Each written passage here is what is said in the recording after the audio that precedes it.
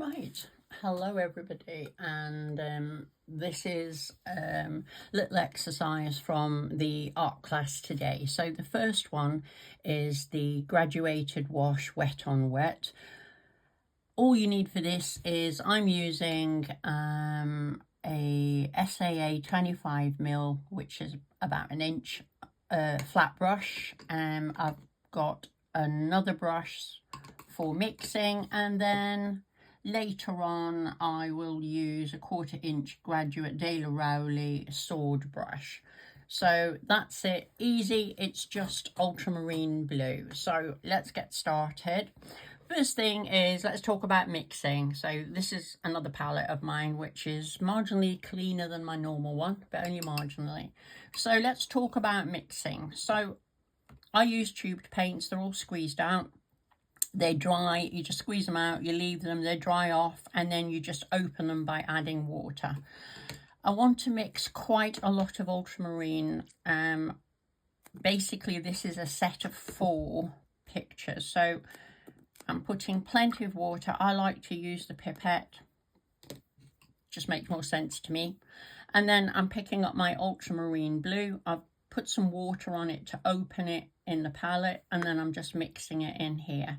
Now it's quite important that you know what tone of paint you've got.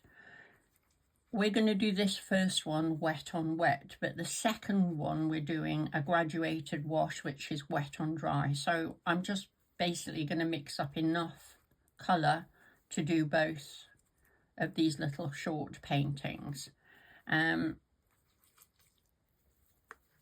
Best thing to do, have a bit of scrap paper to hand. So here we go. This will give me an idea of what the colour is. So that's actually, when I put it on wet paper, that's going to be quite pale. So I'm going to add a little bit more pigment to it. Just a little bit. And I think that should probably be about right. Yeah, that'll be fine. So I'm going to move that out of the way. I've got some tissue to hand ready. And then we're just going to wet the paper from top to bottom. Now, I did today in the class say that getting the paper wet enough last term was a bit of an issue. So we're going to try and address that again. So I'm using a decent sized brush, and I'm just pulling the water backwards and forwards across the paper horizontally. You'll know the areas that are wet because they're shiny. If they're dull, it means they haven't got enough water on them. So I've gone one way, and then I'm going to go vertically the other way. And this just helps to make sure that I haven't got any areas that are left.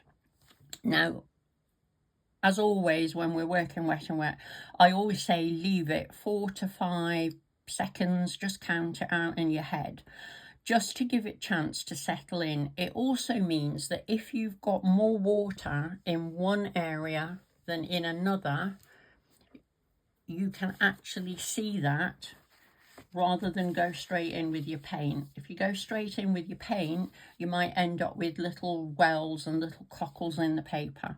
So I've done that, just drying my brush off a little bit, going back over it, just to make sure that the water's quite even.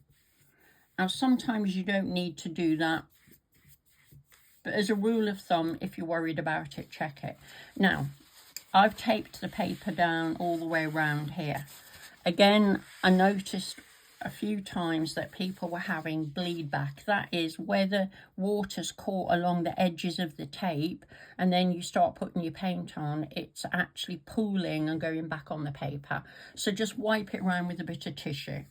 And we're doing a graduated wash, so we're going dark to light. So I'll bring the palette back here, and I'm loading my brush. I have not gone near the water. I don't need to. There's water on the brush, there's water on the paper, and there's water in with the pigment. So I don't need to, but I'm really loading the brush. I don't want to drag that brush across the palette and take it all out. So I'm going to start at the top, and I'm just literally going side to side all the way down the paper. Now this wants to get paler as we go down. So here I'm running out of paint. If I wanted to make that darker, if I did, then what I would have to do is go back in, pick up my pigment. In fact, I'll just do it. Just go back in, pick up my pigment, and yet again start at the top. So start at the top and bring it down. And you can see I'm not lifting my brush off the paper as such. I'm dragging it across it from side to side. When you lift the brush off, you get these marks every time. So you'll get a mark there. And then when you put it back on, you're likely to get another mark. We don't want them. So from the top, straight down, side to side, all the way, nice and smooth. And then I'm going to lift off here because I want to go the opposite way.